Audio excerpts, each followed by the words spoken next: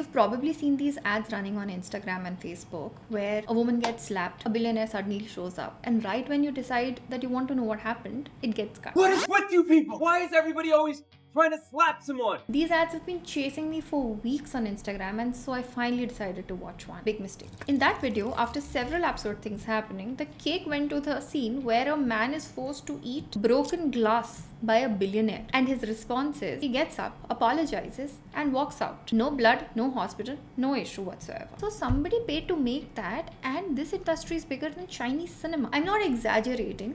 Last year, vertical dramas or short dramas made more in 1 year than the entire Chinese cinema did at the box office combined. These apps are equally popular outside of China. In fact, last year they made close to $3 billion, and that is only accounting for payments made through Apple and Google. And the ads that brought me to that show were not accidental either.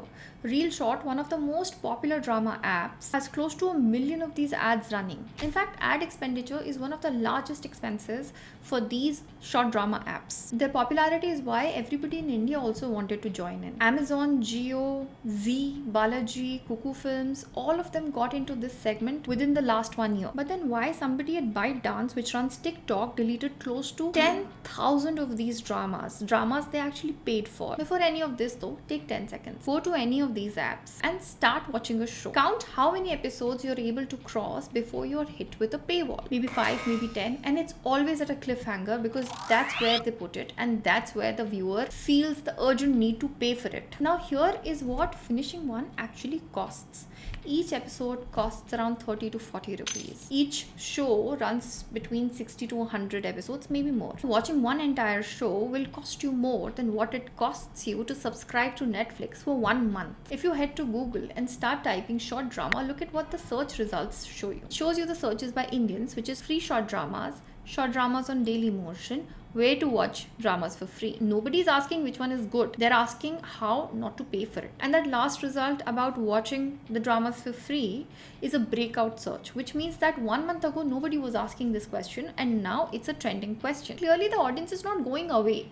The audience is going away from the paywall. One company in India saw this issue coming. Pocket FM launched one of these apps in January and shut it down by June. Their chief executive Rohan Nayak explained why they did that. He said that the model has serious retention problems. He said companies in this space are relying on aggressive spending to buy customers, on dark patterns, and on auto renewal. And he said that a business that makes it hard to cancel does not have a real product market fit. So this is an operator walking out of a market where everybody's still rushing in and explaining that growth here is bought and not earned. I spent over a decade reviewing over 3,000 entertainment contracts. So let me explain what he's actually describing here. He's saying that the structure is not accidental. Everything is planned. The auto renewal, the cancellation you cannot find, the paywall you hit on episode 6 and not episode 2, these are all planned by the platforms. So if you've ever started these short dramas and hit a paywall, let's say episode 5, you know exactly why it is structured that way. Actually tell me in the comments, how far did you get before you were hit with a paywall? Is it always episode 5, 6, or do you get to watch more? It would seem like the obvious fix here is to make everything free and sell ads. But someone from within this industry told a trade paper that you need at least 10 million subscribers before an advertiser is even willing to take your call. The problem here is that the coin structure is too expensive for India, and ads don't come in until you're very big. So platforms have hit a wall on both ends. This brings me back to that episode with the man eating the glass. When companies realized that they could make entire shows with AI at a tenth of the cost, they went all in and started making everything with it. The problem was that viewership dropped from 42% to 19%, and overall revenue per 1,000 views dropped 90% for these shows. That is what those 10,000 deletions were.